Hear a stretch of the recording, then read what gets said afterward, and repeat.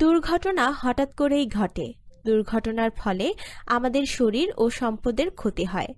আমরা প্রায়ই নানা ধরনের দুর্ঘটনার কথা শুনে থাকি বা দেখে থাকি, আবার নিজেরাও কখনো কখনো দুর্ঘটনার সম্মুখীন হই।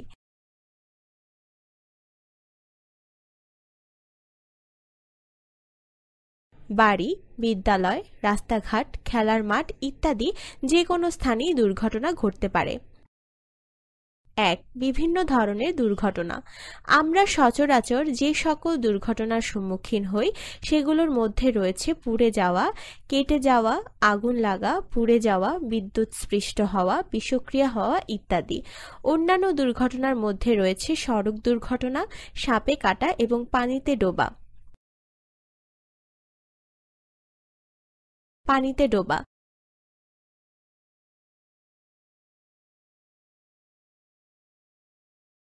আমরা অনেকেই পুকুর, খাল বা নদীতে গোসল করতে এবং সাঁতার কাটতে পছন্দ করি।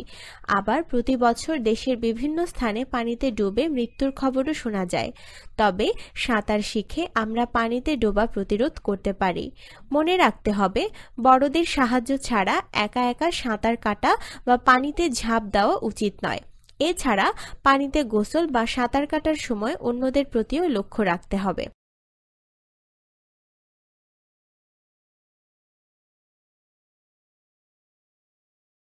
সাপে কাটা।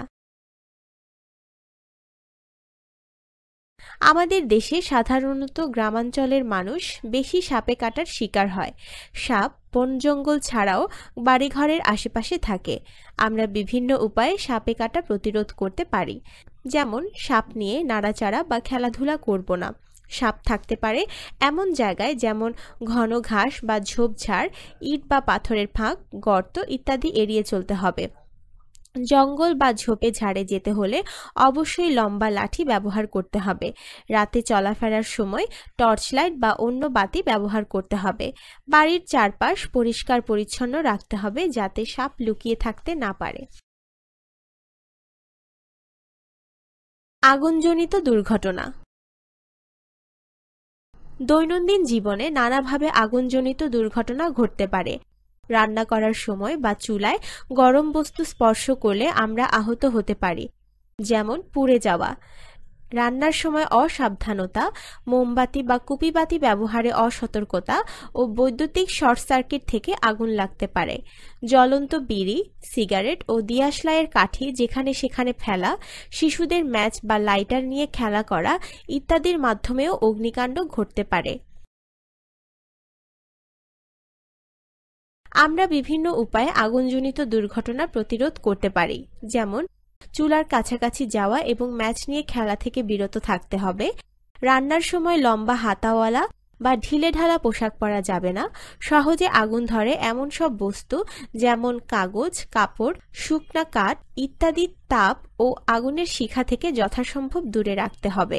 বৈদ্যুতিক প্লাগে অতিরিক্ত সংযোগ পরিহার করতে হবে। আগুন লাগার প্রাথমিক পর্যায়ে তা নেভাতে হবে। অগ্নি নির্বাপক যন্ত্র ব্যবহার করে ভেজা কম্বল বা কাঁথা দিয়ে জড়িয়ে অথবা আগুনের উৎসে পানি ঢেলে আমরা প্রাথমিক পর্যায়ে আগুন নেভাতে পারি। আগুন ব্যাপকভাবে ছড়িয়ে পড়লে দ্রুত সেখান থেকে বেরিয়ে আসতে হবে। যত তাড়াতাড়ি সম্ভব নিকটস্থ ফায়ার স্টেশনে যোগাযোগ করতে হবে।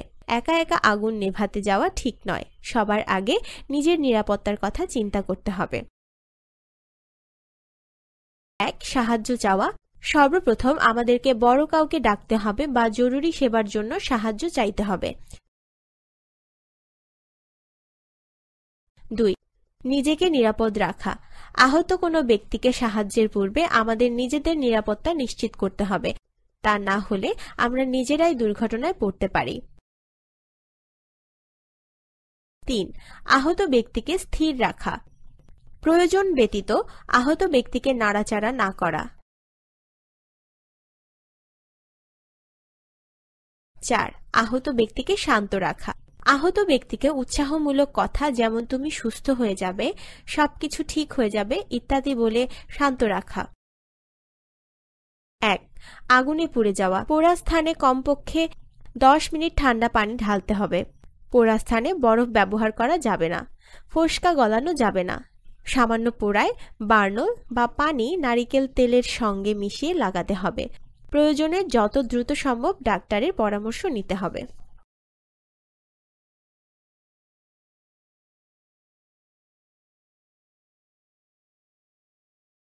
2. পানিতে ডোবা। কাউকে পানিতে ডুবতে দেখলে যা করব। প্রথমে আমরা সাহায্যের জন্য বড়দের ডাকবো এবং জরুরি সেবার জন্য কাউকে পাঠাবো। কিভাবে উদ্ধার করব? সম্ভব হলে এবং নিরাপদ মনে করলে পানিতে ডুবতে থাকা ব্যক্তির হাতের নাগালে লম্বা দড়ি বা লাঠি ধরব। তা না হলে ভেসে থাকতে পারে এমন বস্তু যেমন বড় কাঠের টুকরা, কলাগাছ ইত্যাদি পানিতে ভাসিয়ে দেব। ডুবতে থাকা ব্যক্তি যেন সেটি ধরে ভাসতে পারে ও উঠে আসতে পারে। একা একা সাঁতার কেটে উদ্ধারের চেষ্টা করব না, এতে আমি নিজেও ডুবে যেতে পারি। শ্বাস প্রশ্বাস বন্ধ থাকলে যা করব। রোগীকে চিৎ করে শুইয়ে দিতে হবে এবং ডানে দেখানো ছবির মতো থুতনি আলতো করে উপরে তুলে ধরতে হবে। রোগীর নাক চেপে ধরে মুখ লাগিয়ে কয়েকবার ফুঁ দিতে হবে যতক্ষণ না রোগীর বুক ফুলে ওঠে। তবে মাঝে মাঝে রোগীকে শ্বাস ছাড়ার জন্য সময় দিতে হবে। ফুঁ দেওয়ার পর রোগীর বুক ফুলে উঠছে কিনা তা লক্ষ্য রাখতে হবে। রোগীর বুক ফুলে না উঠলে তার মাথার অবস্থান পরিবর্তন করে পুনরায় ফুঁ দিতে হবে। ডানে দেখানো ছবির মতো রোগীর বুকের মাঝখানে হাত রেখে প্রায় 30 বার নিচের দিকে চাপ দিতে হবে। খেয়াল রাখতে হবে চাপ প্রয়োগের সময় বুকের উচ্চতা যেন 1/3 ডেবে যায়। রোগী নিজে নিজে শ্বাস না নেওয়া বা ডাক্তার আসা পর্যন্ত এভাবে ফুঁ দেওয়া ও বুকে চাপ প্রয়োগ চালিয়ে যেতে হবে। 3. বিদ্যুৎ স্পৃষ্ট হওয়া। বিদ্যুৎ স্পৃষ্ট হওয়া কি? মানবদেহের মধ্য দিয়ে বিদ্যুৎ প্রবাহিত হতে পারে। শরীরের কোনো অঙ্গ বিদ্যুৎ উৎসের সংস্পর্শে এলে আমরা দুর্ঘটনার সম্মুখীন হতে পারি, যেমন পুড়ে যেতে পারি অথবা হৃদস্পন্দন বন্ধ হয়ে মারা যেতে পারি। এই ধরনের দুর্ঘটনাকে বিদ্যুৎ স্পৃষ্ট হওয়া বলে। উদ্ধার এবং চিকিৎসা। 1. যত দ্রুত সম্ভব বিদ্যুতের উৎস থেকে বিদ্যুৎস্পৃষ্ট ব্যক্তিকে আলাদা করতে হবে। মেইন সুইচ বন্ধ করে বা বৈদ্যুতিক প্লাগ খুলে ফেলে বৈদ্যুতিক সংযোগ বিচ্ছিন্ন করতে হবে। বৈদ্যুতিক সংযোগ বিচ্ছিন্ন করা সম্ভব না হলে শুকনো কাঠ বা বাঁশ দিয়ে বিদ্যুৎস্পৃষ্ট ব্যক্তিকে বিদ্যুতের উৎস থেকে আলাদা করতে হবে। এই সময় প্লাস্টিকের মাদুর, চটের বস্তা বা মোটা কাগজের উপর দাঁড়িয়ে কাজটি সম্পন্ন করতে হবে। কোনোভাবেই বিদ্যুৎস্পৃষ্ট ব্যক্তিকে ধরা বা স্পর্শ করা যাবে না, এতে উদ্ধারকারী নিজেও বিদ্যুৎস্পৃষ্ট হয়ে পড়বে। 2. যত দ্রুত সম্ভব ডাক্তার ডাকতে হবে অথবা রোগীকে হাসপাতালে নিতে হবে। 3. ডাক্তার না আসা পর্যন্ত বিদ্যুৎস্পৃষ্ট রোগীর প্রাথমিক চিকিৎসা চালিয়ে যেতে হবে। প্রথমে বিদ্যুৎস্পৃষ্ট ব্যক্তির শ্বাস প্রশ্বাস, নাড়ির স্পন্দন এবং ক্ষতস্থান পরীক্ষা করতে হবে। বিদ্যুৎস্পৃষ্ট ব্যক্তির দেহ পুড়ে গেলে আগুনে পোড়ার প্রাথমিক চিকিৎসা দিতে হবে। যদি আহত ব্যক্তি শ্বাস না নেয় তাহলে পানিতে ডোবা রোগীর মতো শ্বাস দিতে হবে এবং বুকে চাপ প্রয়োগ করতে হবে। 4. সাপে কাটা। আমরা কি করব? সাপ এড়িয়ে চলতে হবে। সাপের রং এবং গড়ন মনে রাখতে হবে। যত দ্রুত সম্ভব ডাক্তারের পরামর্শ গ্রহণ করতে হবে। ডাক্তার না আসা পর্যন্ত যা করব। রোগীকে যথাসম্ভব স্থির অবস্থায় রাখতে হবে। শরীরের যে অংশে সাপে কেটেছে তা হৃৎপিণ্ডের অবস্থান থেকে যথেষ্ট নিচে রাখতে হবে। কাটা স্থানের একটু উপরে দড়ি বা কাপড় দিয়ে শক্ত করে। সাপে কাটলে যা করা যাবে না। বিষ বের করার জন্য ক্ষতস্থানে মুখ দিয়ে চোষা যাবে না। ক্ষতস্থানের চারপাশে ত্বক কাটা যাবে না। ক্ষতস্থানে বরফ লাগানো যাবে না। প্রয়োজন না হলে রোগীকে নাড়াচাড়া করা যাবে না। সাপটি ধরার চেষ্টা করা যাবে না। ওঝা বা সাপুড়ের কাছে চিকিৎসার জন্য যাওয়া যাবে না। চেষ্টা করি। আমরা কি করব?